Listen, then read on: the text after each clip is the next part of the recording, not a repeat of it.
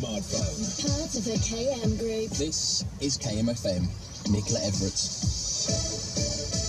It's 11 o'clock. We'll now observe a minute's silence for the victims of the Paris terror attacks.